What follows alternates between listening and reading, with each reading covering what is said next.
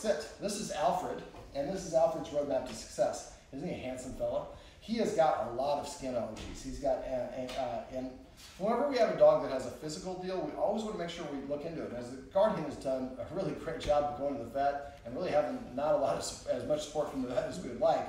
I did talk to my new booking coordinator, used to be a vet tech, and she recommended seeing, if you have a dog with these sort of problems, go to see a dog dermatologist. We're in LA, so we could probably find just about anything here. Some smaller markets might have difficulty finding that. But in this video, we're going to just try to summarize all things we went over. Sit. Sit. Well, that's a good first one. Always say the command word after you put a treat in his mouth for anything. Now, having him stand on top of me like this is not ideal. Putting his paw on top of someone, putting a chin over the back is a way of dominating. Put his paw on your wrist when you're petting him, are all ways of kind of trying to control the situation. Sit. Always, if you go to reach to pet your dog and it puts its paw there, immediately stop petting them. I call that light switch off. The more that you disengage for your dog when it does things you don't like, that's a great, powerful way of saying no without saying no. Now, really quickly, because he has a phobia that a lot of dogs have, we have beautiful bamboo floors in here, but they're a little bit shiny, and he really can't get a good grip on them, and it also doesn't like the surface. Now, I can't remember what they're called, but they actually, Alfred, everybody, they make little things. They look like little rubber bands. I think they're called nail or toe grippers. And basically, they're little rubber bands you put around their nails, and it actually helps them get a little bit of grip on smooth surfaces. So you might want to look into those.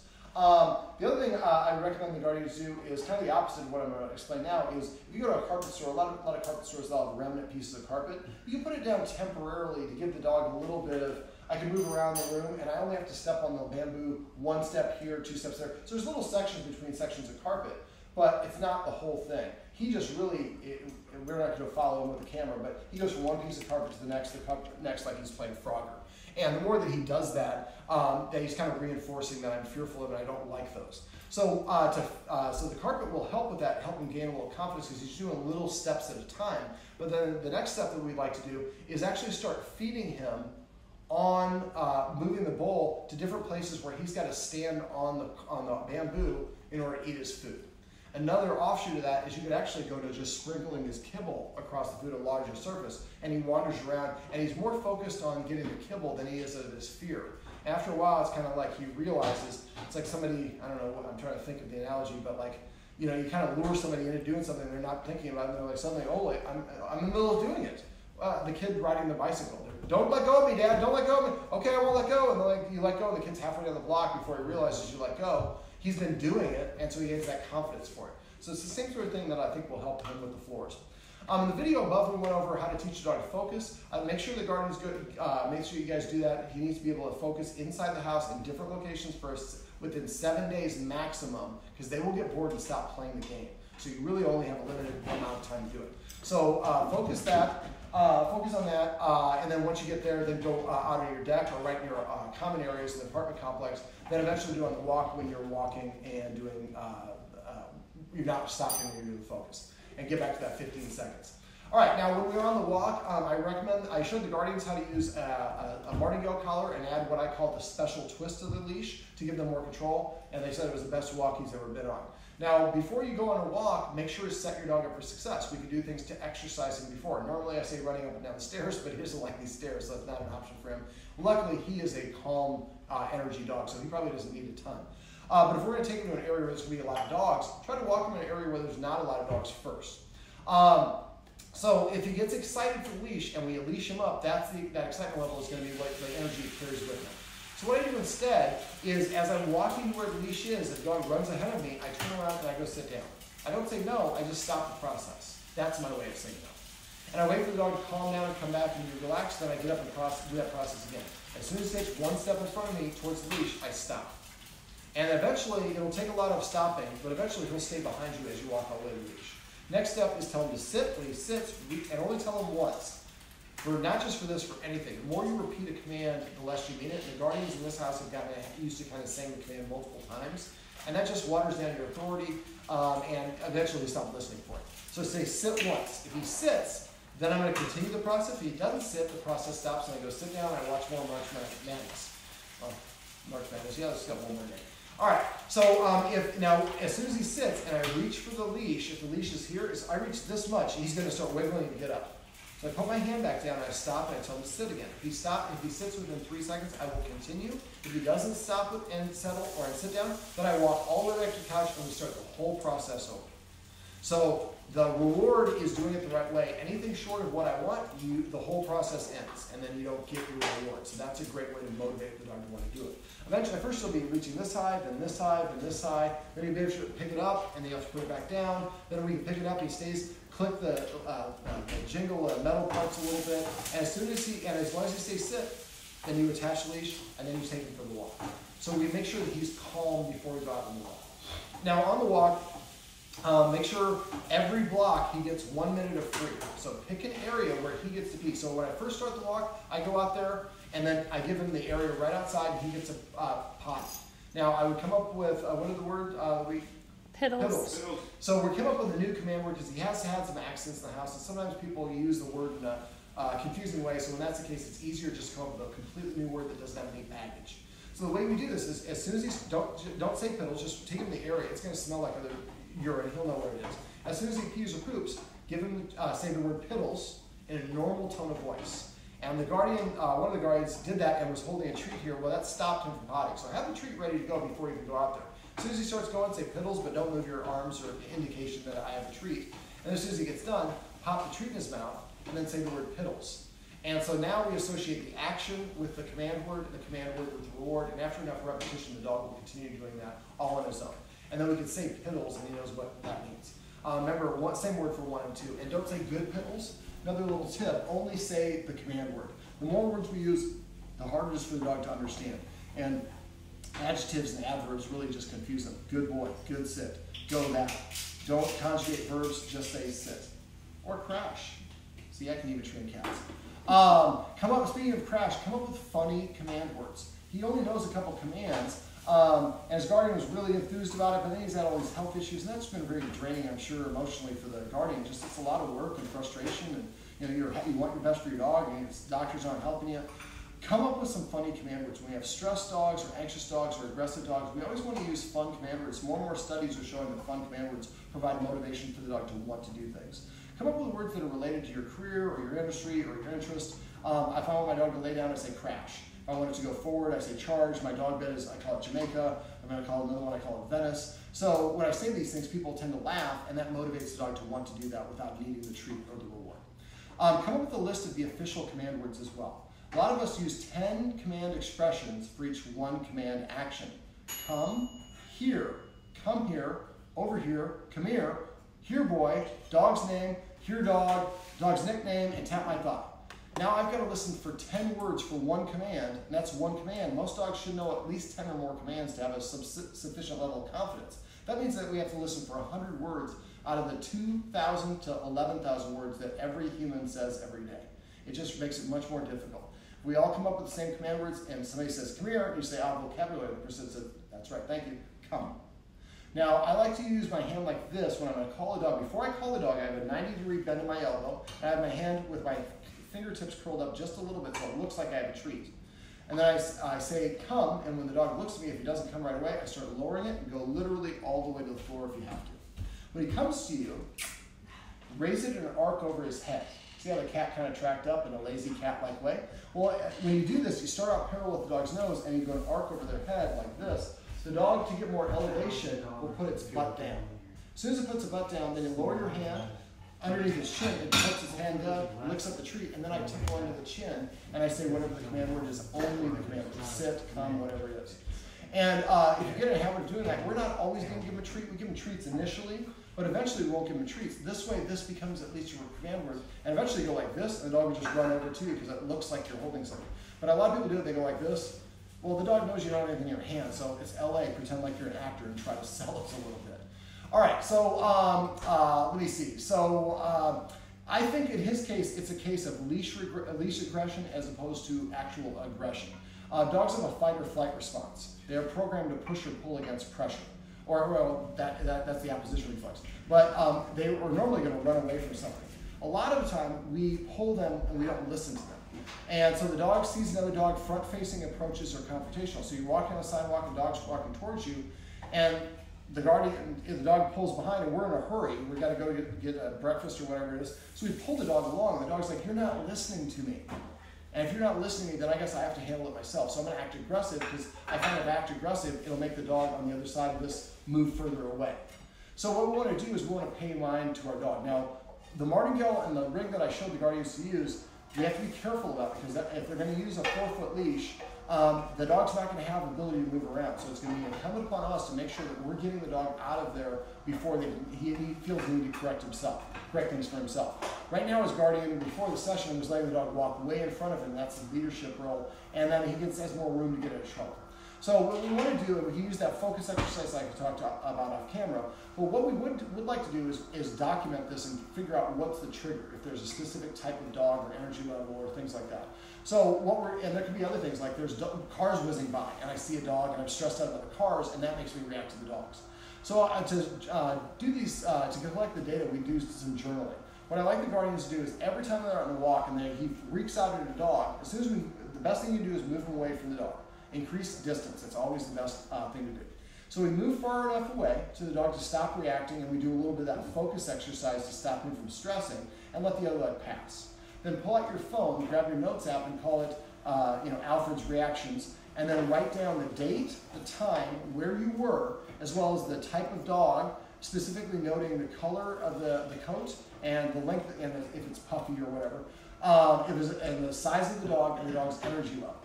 So I rate energy 1 to 10. 10's it's crazy, and 1 is pretty much, he's probably a 1. And so basically, you might notice that when it's a fluffy white dog that is higher than level 5 energy, that's when he's reactive. So then you can actually look for dogs like that, and what we'd like to do is then help him practice being around those dogs in a calm way, or maybe we're walking on either side of the street without cars buzzing by, whatever the main street is right out here in front. That's going to cause him to be a little bit more stressed as well. We want to set him up for success by giving him every advantage. Dogs process things by literally moving forward.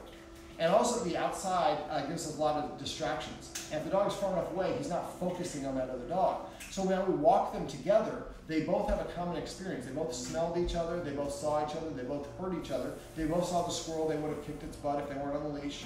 They both can smell the urine of the other dogs and all that. And it helps them have a bonding experience. So I've had clients that actually have this sort of problem and then actually start walking with the dogs in their neighborhood. And first they're on the other side of the street. Then after a while they're walking with one dog on the sidewalk and the other dog off the curb in the street. But originally on the sidewalks. And eventually you're walking over here, then you're walking on the grass, and eventually you get to the point where you're kind of walking side to side. Well, side to side with human, and the dogs on the outside. And make sure you're all in a line. Whoever's in front is the leader. So the dogs naturally want to get up there, and the other dog kind of tries to take the leadership role. That might make him react. So I think for him, a lot of it is more the leash prevents that fight or flight response. And so we want to basically make sure we keep a short leash and get him practiced with us on walks. One of the things we did on the walk was I would recommend the guardians warm up the walk by having 10 treats with them. You probably have about 15 treats that you can give them at different times if you need to focus or whatever it is. But so you could warm up, and also for potty. So when you warm up, when you start walking, once he's done his potty time, start walking and take no more than 5 steps. Sometimes just stop at 5 steps and tell the dog to sit, and then give him a treat and say sit. Remember, always touch his nose with the treat if he's not listening right away. Try to keep the treat within 4 inches of his nose maximum. That'll really keep him interested in it. And then next time I might take 2 steps, and I stop and I say sit, and then give him that treat. So he never knows when or how many steps, but you're always going to stop and give him about 10 treats to start off the walk. So after a while, you'll stop and he'll just sit down automatically. When he does, make sure you pet him once you pass this, give him a little recognition or reward. I would also recommend the guardians make him sit before they go through any door and before they cross streets. And so that way he has practiced sitting. Sitting is a more less commanding position. And so he won't want to sit down around another dog that he feels is a threat. So the more we help him practice, the more likely that's going to be. Let me see. But if you're walking, you see another dog, and he starts giving you indications, we'll talk about how we can figure that out in a second. Then you want to walk down somebody's driveway. Let the other dog, and then do some focus exercise. Let the other dog pass, and then you can go ahead and go back. So he's like, I don't have to react to that other dog. My guardian's going to keep me safe because they're paying attention. Now we need to know what his warning signs are. And I'm going to get back on my knees to do this. So basically what I would do is I'm walking the dog, and I always walk the dog on the right or left side, so he knows this is my place in the formation no matter who's walking me. So if he's walking here, and let's say this is the sidewalk and the street is here, I would have somebody about 8 or 10 paces behind diagonally shooting me so it can get me and the dog, but as well as what we're seeing. And if you do notice that there's certain fluffy white dogs or poodles or pointed-eared dogs or dogs with a big tail or no tail or submissive dogs or puppies, whatever it is. So once you kind of identify what it is for that journaling in the iPhone that we talked about, then we kind of can start doing this and then videotaping him and watching it on a big screen TV. And we see, you know, right before he loses his mustard, he does this, this, and this. His ears rotate forward, his tail gets up, it goes straight, his hackles come up, he stops breathing. And then he lunges. Well, now we know what to look for. And then when he starts, we see the hackles go up, the tail goes up, the ears go forward, we're like, okay, he's getting close to reacting. Hey buddy, focus, let's walk down here. And eventually what we want to do is walk past the other dogs, but with enough distance where he doesn't perceive to be a threat, and then practice that enough, and then gradually get a little bit closer, and eventually you're walking next to it. That's why, like I said, if you see dogs in your neighborhood he's reacted to, if you see the people later on, just say, hey, I heard this dog psychologist come by, and he showed us actually how to fix this. Would you mind if we walk together? We'll be on the other side of the street. Most people, if you approach them and you're nice about it, and you're having a dog that is acting aggressive, but it seems like you're trying to do something, oh, I can help you have your dog not want to attack my dog? Sure. Unfortunately, he's a pit. A lot of people are prejudiced against pits when they shouldn't be. So this gives us the ability to, next time we see them, they go, oh yeah, I was walking 5:15 when I get home from work. Okay, then I can rearrange my schedule and try to be there and walk with that dog. I want to systematically eliminate problems. I make a list of all the problems the dog has, and I knock them out one at a time. So like I said, you know, here he doesn't like the shiny floor. Well, feeding him the kibble on the floor can help him get over that. Once he's over that, he's no longer going to be stressed about that in any capacity. And that's one thing off your list that you have to deal with. Okay, so we also went over petting with a purpose and passive training. Petting with a purpose is petting the dog. He comes up and he jumps up on people a little bit and he nudges for attention. And if we pet him, then we're telling him, yes, you can tell us what to do and we'll do it. Instead, when he does that, we're going to not do that. We're going to give him a counter order, tell him to sit. When he sits, we pet him under his chin, say sit, and only the word sit. And then we pet him as long or as little as we want. If he's already sitting, ask him to come and sit over here or ask him to lay down. He has to do something to change his state in order to earn that affection from you. Eventually, he will start coming over and sitting down to prepay for the attention. When he does that, make sure you go and pet him a little under his chin. Pet him anywhere you want, just never pat on top of the head. And then you pet him as much or as little as you want. But now you're training him to do the thing that you want as opposed to doing the thing you don't want. Most people train our dogs to misbehave because it starts chasing the cats, we correct it. It barks, we correct it. Chews on a piece of furniture, we correct it. But it comes and sits in front of us, so we don't do anything. Well, now when it starts prepaying for that, we're going to basically do that. We're going to reward the dog and say the word sit. Now remember the word paycheck. We pet oftentimes without a purpose. And so if we are coming out of the room, and the dog comes up to me, somebody comes in the room and sees the dog, walks up to me, and it sat down, and I didn't see it because I was watching TV. They say paycheck, or they say something to me. I usually say testify, but reward or recognize. And I turn and look at the dog. If the dog's sitting, I pet it and say sit. Pet it on its chin. If it's standing, I pet it and say come. I assume it came. If it's laying down, pet it and say crash or chill or whatever your word is. This way, we're petting the dog and motivating the dog to do the things that we want as opposed to things that we don't want. And that's really what we call, that leads me to what I call passive training. Passive training is just waiting for the dog to organically offer you the behavior. If the dog were to walk over here on his own, I just pet him and say, come. If he sits down next to me, I pet him and say, sit. We can also do this kind of a version of free shaping. We have a kennel door there, and because of the layout of the home, the door is kind of in the way to go up on the deck. So actually teaching the dog to nose and close his kennel would be a funny thing to do, and he already does it. So every time he goes over and touches his nose to the kennel, just say close. And then keep on doing that, and eventually he'll close it all the way, and then you can give him a treat. So if he touches it, say close, then go over and give him a treat, and say close a second time.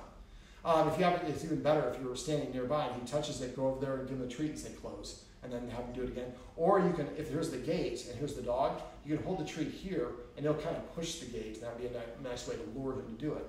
And then you could actually tie a little something to it where he could actually open the door if he wants to go in there, or and close the door afterwards. I know somebody that actually taught their dog to retrieve food from the fridge. Has a little rope that pulls the fridge open, grabs a bottle of water or beer, brings it to the person, and the person's like, hey, manners, go close the door. And he goes and closes the door to the fridge. That's awesome because it gives the dog a job. And the more the dogs have things that they know that we like, the the more the dog will offer those things. And also, if it has jobs, it feels a boost of self-esteem. Most dogs are reactive or doing so from a place of insecurity. So the more confident we can get him, the less likely it's going to be. Which is why I like the Guardians to go to YouTube and try to find some dog training tricks. They already have a couple. He does a good rotate. Rotate, remember, keep on doing that, but have your so signal hand and then treat delivery hand. And eventually just keep on going higher and higher. Eventually you just kind of go, and then once you get to the top, you go like this, then go do like 5 of them in a row, and you're going like this, and then move your hand back and say, and if he does it again, then treat again. So that's how you move your hand from being a lure to being able to become a hand signal. So what I'd like the Guardians to do is go to YouTube, find easy dog training tricks. It doesn't have to be hard stuff. If you're going to teach him a rollover, bang your dead should be the next thing, but you won't be able to teach him that unless you get some carpet here. You will not do it. He's going to be too scared in the carpet, on the wood. But I'd like the Guardians ideally to have Guardian A this Sunday, it's Sunday, teaches him how to bang your dead. And then all week long, before you pet, before you do anything, bang your dead. By the end of the week, you just go like this, and then next week, the other Guardian takes over, and he teaches the dog roll over. And bang your dead and roll over should be taught the same right after each other. You use similar techniques. And if each Guardian does that for 4 commands, at the end of a month, at 2 months, he'll have 8 commands, new commands, plus he already has about 3 or 4. Now he has over the threshold of 10 commands that we're looking for a confidence level. That will really help. Let me see, what else? Make sure the Guardians are eating something before they feed him. Just 5 more bites is all that matters. I would not allow him in the kitchen where we're preparing food, so we're going to use those escalating consequences just to march right at him and move him out of there. Then once we do, we get to the line, we stop, we take 2 steps backwards and we pause. If he comes forward, we rush forward. Once he's stationary, take 2 steps backwards and pause. If he stays there, take 2 more steps backwards and pause. And keep doing that, but keep your authority pointed at him. Eventually, you'll be able to turn to the side or watch him out of the corner of your eye. Eventually, you can kind of do your own thing, and he'll stay out of the kitchen. When you're cooking, the rest of the time, he can go in there as much as he wants. But we're just creating some conditions. He shouldn't be in the kitchen when people are cooking. He shouldn't be on the carpet in front of the work island when people are eating food there. He shouldn't be around anybody here who's eating food. Maybe he's off limits for this carpet. I usually say no furniture, but he doesn't have a lot of problems, and the Guardians, I think, don't have a problem with it. I don't see a problem with him doing it, so I would allow him to continue being on the furniture, just in that special area, but I would try to make it with an invitation only. And if he is misbehaving, then you should have to get down. Now remember to do the directional command, so go to the area, throw a treat 2 feet outside the area, the dog goes in and gets it, we say the word out, do that twice for every doorway in your house, then go out in the doorway, and then throw the treat into the room, and when he goes in the room, say bedroom, kitchen, media room, office, whatever it is. Having those directional commands makes it easier to get him out. And then, let me think, there was, I'm trying to think what else. Then on the walk. So I have videos for this, and if you go to my website, doggoneproblems.com, there's a section called Dog Training Tips. That's where I put all these write-ups and these videos like this one. But I'll go through them right here real quick. So the structured walk. Rule number 1, his shoulder needs to be along with our hip. If he moves it, his chest gets in front of our torso, that's when we do the quick correction up. Make sure you don't lean forward or move your hand forward and do it. We want to be bending our elbow kind of backwards as we're doing it, but don't pull back. We're going to pull directly up. So rule number 1 is keep him in a position, his shoulder aligned with your hip. Rule number 2, keep your arm nice and relaxed. Both Guardians at times are tensing up their arm. That'll put tension on the leash. So relax arm. Tension on the leash is only for a fraction of a second. So when you're going to correct him, boom, that's how fast it should be. And if you do it with the right intensity and timing, you won't have to do it as much. If you do it too soft, he'll do it more because he won't believe you. So we want to do that Goldilocks intensity level. Rule number 3 or 4 is no stopping and sniffing wherever he wants. He gets a free period once per block, and there he can sniff. Now he can sniff, he just can't stop and sniff. So if he's sniffing and you keep walking, just let your arm go limp. When it gets to the end of the leash, it will grab it, and then the rig will do the work for you.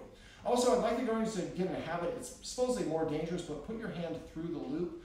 Just if he's reacting to a dog and you're only holding it, you're not paying attention, people look at their phones. I've had about 30 or 40 clients where they were holding it that way and the dog just snapped away and your fingers are not going to be as strong. That'll give you a little bit of ability to make sure he doesn't have a bad experience or the other dog doesn't have a bad experience.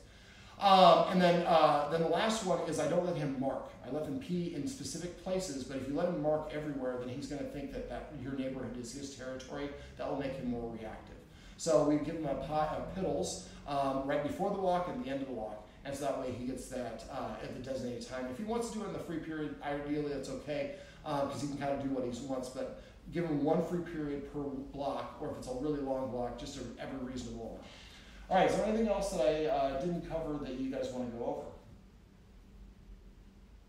You covered everything. I think that's pretty much it. Yeah, I do this a lot. All right, so now here's the thing. If I don't hear from you, I assume that means everything's going great and all your dog problems are fixed. I charge if I have to come out for another session, but I don't charge for phone calls or text.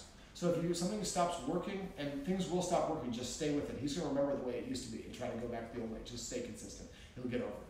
But if you run into a new problem, if things stop working or the reactivity doesn't get better, let me know and we can set up a follow-up session. But usually I can just help you with a quick phone call or text.